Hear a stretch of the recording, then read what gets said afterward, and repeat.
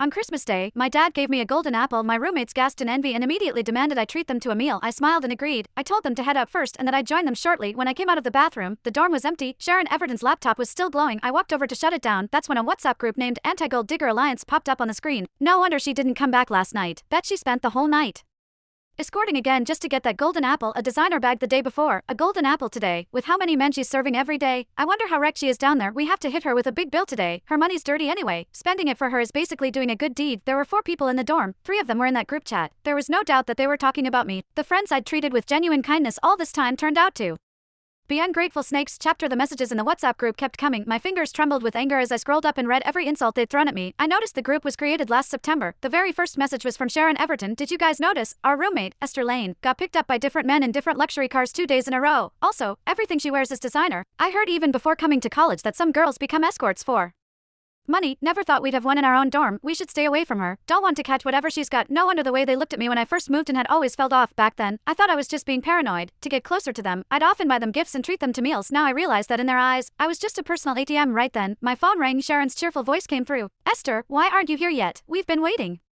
forever. I suppressed my anger and said calmly, you guys go ahead. Her tone turned even more chirpy. Alright then, don't mind if we do. It wasn't the first time this happened. Whenever I was late, they'd order first and leave me to cover the bill after they were done eating. I'd heard of the restaurant they went to today. The minimum spend was $1,500. I'd like to see how they plan to pay for that. An hour later, the 3 of them pushed the door open and marched in angrily. Sharon snapped. Esther Lane, if you were in the dorm, why didn't you answer our calls? Mary Carlson added. The restaurant owner almost reported us to the police because we couldn't pay. I looked at them in disappointment. But you made it back just fine, didn't you? Sharon clenched her jaw. The bill was $4,500. We each took out a $1,500 loan online just to pay for it. She displayed her bank account number front of my face. Whatever, I won't argue about you being late and embarrassing us. Just pay us back.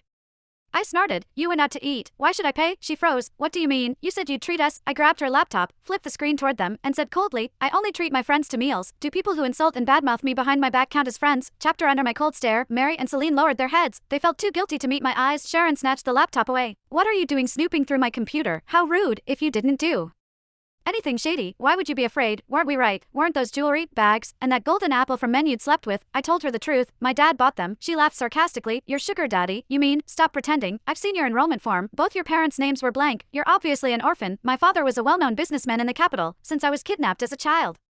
I kept his name and my mom's name off my enrollment form for my own safety. Only people with dirty minds see everything as dirty. Even if I didn't list my parents' names, that doesn't give you the right to slander me. I demand an apology. I exclaimed. Sharon scoffed. You're the one doing disgusting things, and you're scared people talk. Apologize to you. In your dreams, if you hadn't been throwing money at us all this time, we wouldn't even be friends with a gold digger like you who sells her body. Now transfer the money to us, or you'll regret it. These